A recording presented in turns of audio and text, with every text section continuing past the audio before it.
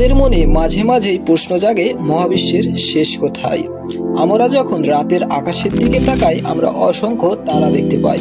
কোটি কোটি আলোকবর্ষ দূরের আলো আজ আমাদের চোখে পৌঁছায়, কিন্তু এর বাহিরেও কি কিছু আছে?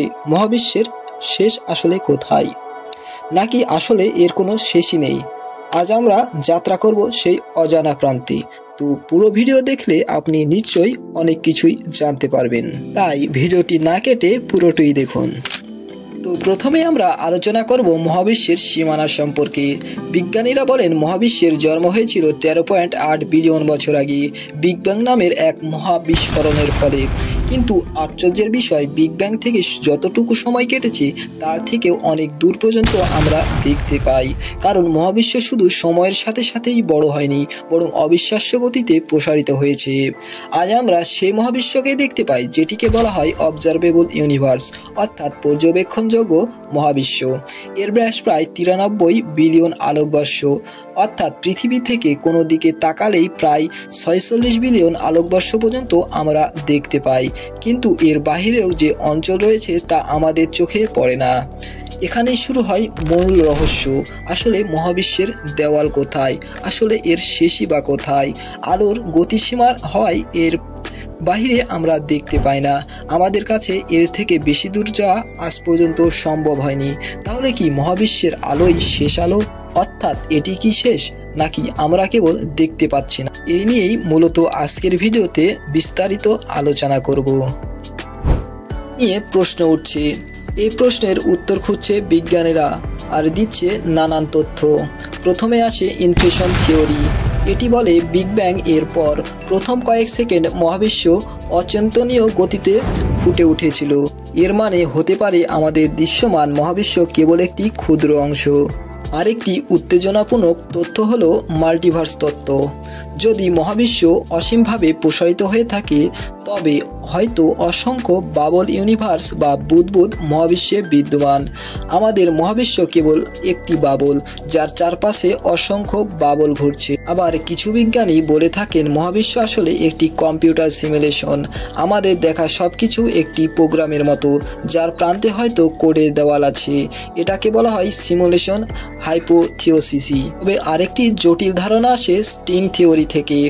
এটিকে বলে মহাবিশ্বের মৌলিক কণাগুলো আসলে ক্ষুদ্র সুতার মতো বা স্ট্রিং।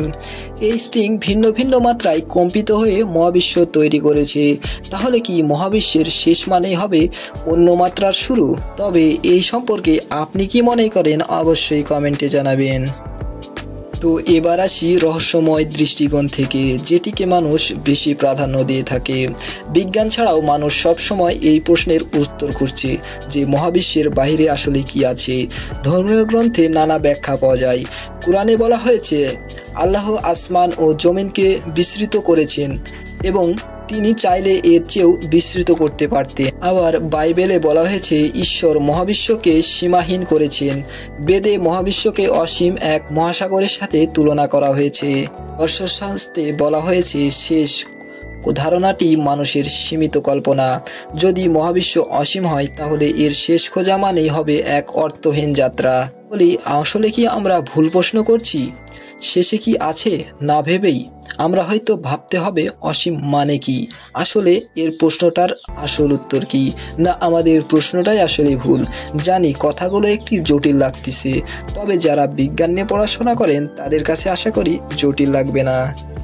এবার আমরা ভবিষ্যৎ অনুসন্ধান নিয়ে কথা বলবো। যদিও আজ আমরা মহাবিশ্বর শেষ দেখতে পাই না, ভবিষ্যতে প্রযুক্তি আমাদের কোনটা কাছাকাছি নিয়ে যেতে পারে। জেমস ওয়েব স্পেস টেলিস্কোপ ইতিমধ্যেই মহাবিশ্বের সবচেয়ে প্রাচীন আলো খুঁজে পেয়েছে। আগামী শতকে হয়তো আরও শক্তিশালী টেলিস্কোপ আমাদের অদৃশ্য প্রান্ত উন্মোচন করবে। কিছু বিজ্ঞানী মনে করেন ওয়ার্মহোল বা সময়ের সুড়ঙ্গ, অর্থাৎ যেটাকে আমরা ব্ল্যাক হোল নামে চিনি, যা আমাদের মহাবিশ্বকে এক প্রান্ত থেকে অন্য প্রান্তে মুহূর্তেই চলে যেতে পারে। তাহলে কি সেই পথে আমরা মহাবিশ্বের সীমা ভেদ করতে পারবো? এ নিয়ে বিজ্ঞানী আইনস্টাইন অনেক আপেক্ষিক তত্ত্বের মেলা রয়েছে, তো সেটা নিয়ে আরেকদিন আলোচনা করা হবে। মানুষ যদি সত্যি একদিন আলোর গতিকে অতিক্রম করতে পারে তাহলে হয়তো আমরা নিজের চোখেই মহাবিশ্বের শেষ প্রান্ত দেখতে পারবো। আলোর গতি কিন্তু প্রতি সেকেন্ডে 3 লক্ষ কিলোমিটার। আর আলো 1 বছরে যে দ্রুত অতিক্রম করে তাকে বলা হয় কিন্তু 1 আলোকবর্ষ, যা আপনারা কল্পনারও বাইরে। কি মনে হয়, মানুষ কি এত দ্রুতগতির যান জীবনে তৈরি করতে পারবে? অবশ্যই কমেন্টে জানাতে ভুলবেন না। হয়তোবা আমাদের এই প্রশ্নটাই ভুল যে মহাবিশ্বের শেষ আছে। হয়তো মহাবিশ্বের কোনো শেষই নেই, হয়তো এর শেষ প্রান্তে আরেক মহাবিশ্ব আমাদের জন্য অপেক্ষা করছে। অথবা হয়তো আমাদের অস্তিত্বই এত ক্ষুদ্র যে মহাবিশ্ব আমাদের এই প্রশ্ন শুনলেই খিলখিলিয়ে হাসে। একটি বিষয় নিশ্চিত, এই অনন্ত রহস্যই আমাদের মানুষ করে তোলে। শেষ প্রান্তে কি আছে আমরা জানি না, কিন্তু খোঁজার তাগিদই আমাদের সেই প্রান্তে নিয়ে যাবে। তো ভিডিওটি কেমন লাগলো অবশ্যই আপনারা কমেন্টে জানাবেন। যেহেতু আমি নতুন, তো কিছু ভুল ত্রুটি থাকবেই, তো প্লিজ আপনারা আমাকে ক্ষমা করে দেবেন। তো আজকের মতন এইটুকুই। সবাই ভালো থাকবেন, সুস্থ থাকবেন। আসসালামু আলাইকুম।